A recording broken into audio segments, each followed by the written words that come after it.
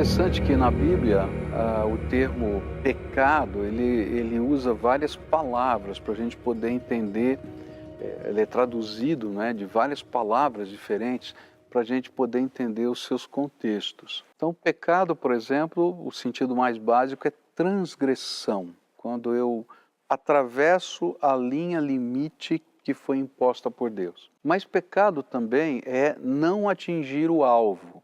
É quando Deus diz, olha, estou esperando isso de você e você ainda não fez.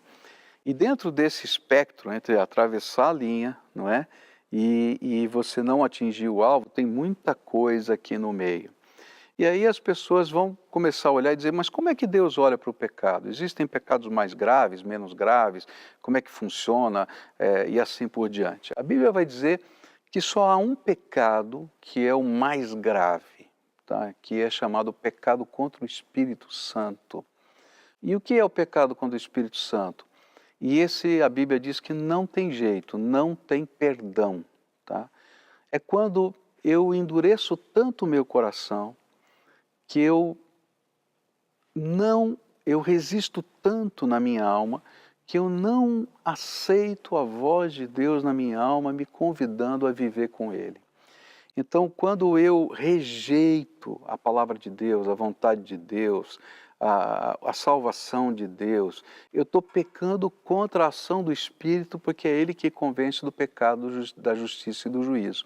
Então, esse pecado, se a gente fosse qualificar entre maior e menor, é o maior, porque eu abro mão de toda a bênção que Deus quer me dar. E eu resisto à voz de Deus, eu endureço o meu coração. Agora, nos demais pecados, o que vai depender aqui são as consequências. Eu costumo comparar o pecado como um fio quebrado, né? Eu posso ter um fio quebrado e tê-lo a milímetros ou até nanomilímetros de distância, não é? De um pedacinho para outro, e apesar de ele estar encapadinho, bonitinho, não funciona. E a gente fica lá tentando funcionar e não sabe onde está o defeito, o fio está quebrado lá dentro e não funcionou. Então existem pecados que as consequências são pequenas, mas elas rompem a nossa comunhão com Deus, como essa separação pequenininha.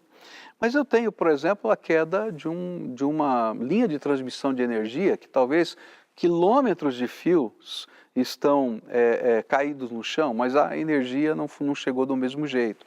O que vai acontecer nesse processo é que a restauração talvez demande mais tempo, né?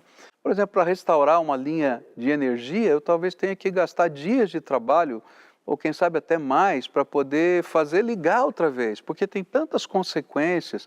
Às vezes foi um vento muito forte, a torre caiu, e eu tenho que reconstruir tudo, e assim acontece na minha vida. A consequência é reconstruir tudo. Mas a religação pode ser mais rápida por causa do poder de Deus. Às vezes a consequência é pequena, mas eu não estou bem com Deus. Então o que é importante é eu entender que eu preciso de Jesus, porque só Ele é que perdoa, só Ele é que cura a nossa alma e só Ele religa a gente com o Pai. Não tem outro caminho. Então se a consequência for grande ou pequena, eu preciso de Jesus. E se eu tivesse que dar uma dica, eu diria assim, não resista à voz do Espírito.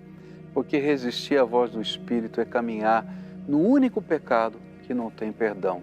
Quando a gente endurece tanto o coração que não é capaz de reconhecer que Deus é Deus e que eu sou quem necessita dele.